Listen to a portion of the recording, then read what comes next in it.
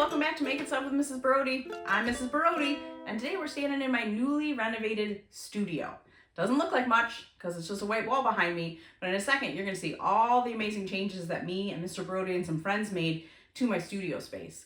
Again, this took a lot of time, a lot of effort. We started back at the end of June, and now it's almost the end of August. It's like 3 solid weeks worth of work, and then sort of little projects over the next few weeks as the summer went on. Lots of time thinking about it, wondering what's going to work best in the space because it's sort of a shared space. It has other uses. We'll talk about that in a minute.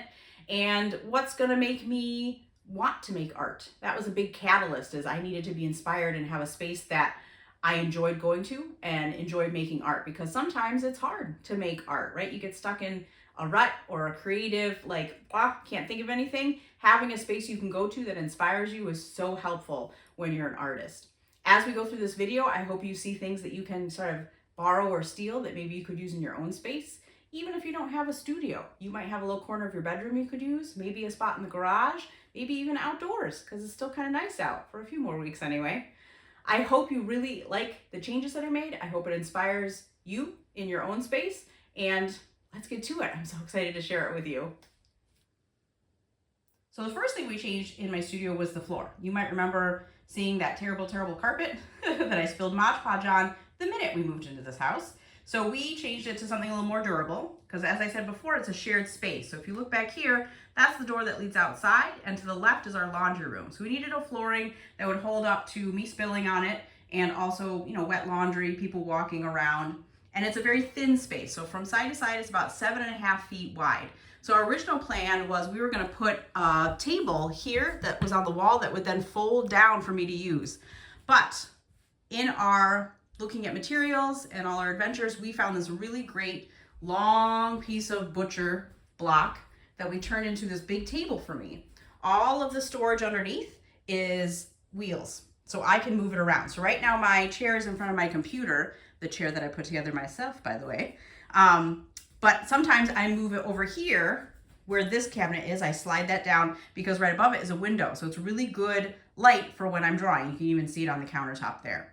So Mr. Brody, he's the one that installed and made the butcher block. A friend of mine and I put together quite a lot of these cabinets. And then me and Mr. Brody put together this guy. And he's one of my favorite parts of this whole thing because he holds so many materials and it's all organized, and I use clear bins. Something I do in my classroom as well. So as I'm sitting at my desk, I can see all the materials and get ideas. Same thing when I come in here. If I need painting supplies, I know where the paintbrushes are. If I need printmaking, I know they're all in a bin down here. It's just been super helpful to be able to be this organized. So as I'm working, I can just grab the stuff that I need, including separating it out. So everything underneath here is sewing, minus the boom box and the typewriter, but this is a sewing machine. I have it out now, so if I need to use it, I can just swivel it right around, pop the top off, plug it in, and I have a sewing machine. I have all of my drawing pads and things over here, so I can easily get to them. In these drawers over here, I have my rulers and some other things. So as I'm sitting here working, I can just pop open a drawer and grab it. And I kept all of my electronical stuff down here. So I have my scanner, I have my little arm that I can make my videos, coming soon, and my computer and everything. So that's sort of down here, where down here I could maybe do some of my more messy projects, and it's farther away from that. And I like the butcher block. It sort of mirrors the floor. Oop, there's Tila Monster trying to look outside. And then it also sort of matches the ceiling that Mr. Brody had put in a few years ago. So it all ties in without being super matchy. And then in my laundry room, which I cleaned up for you guys, that's all my sort of sewing stuff, all of my art books, kind of keeping things separate from the messy things that are out here in the studio. And then the next part I'm going to show you is the amazing new bathroom. So having seen our studio, where it's all sort of gray and white, very modern, very clean, Mr. Brody said we should have kind of a crazy bathroom. So that's what we did. We painted this crazy mural all over the bathroom. It goes all the way around the walls. And then if you look closely at it, I did these sort of gold details in the mural. So then we thought we would tie that into the rest of the bathroom. So if you look at the mirror, hello, See all these little bits? I bought this mirror and it was a little banged up, but we just put some gold leaf and it looks great. And then we had this existing black board that we like to write messages on, and we put some gold around it and gave a little thing here to hold our towel. But when you look at the whole thing, it kind of looks like a door to somewhere cool, right? And then Mr. Brody, he's been making these great little cross stitches to hang up in our bathroom as well. And we have lots of little gold details. We gold leaf the toilet paper holder, things on there, the garbage can. So we really tried to tie that gold theme into the bathroom. And then this is the storage for all of my art festivals. So again, clear bins so I can see everything. And down here I have some collapsible bins, so not everything is in big, big totes. So when I'm ready for a festival, I can just pull things out and fill totes with whatever I want. And then one of my favorite parts is this little caddy I got at the store with little things. So this is also sort of our guest bathroom if people are visiting. So there's all kinds of things here for them to use, which I think is kind of nice. And again, I wasn't planning on making this bathroom have this crazy mural. If you give a mouse a cookie, Mr. Brody said we should have color. And so I said, all right, let's do this.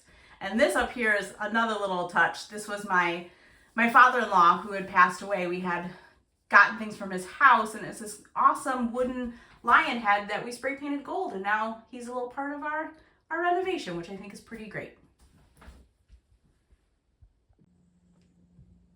The last sort of part of my studio renovation I wanted to talk about was all those little details. So if we look here, this is the threshold between my dining room floor and the studio floor. And you can see this really great tile that Mr. Brody put in that we went to the store and picked out together.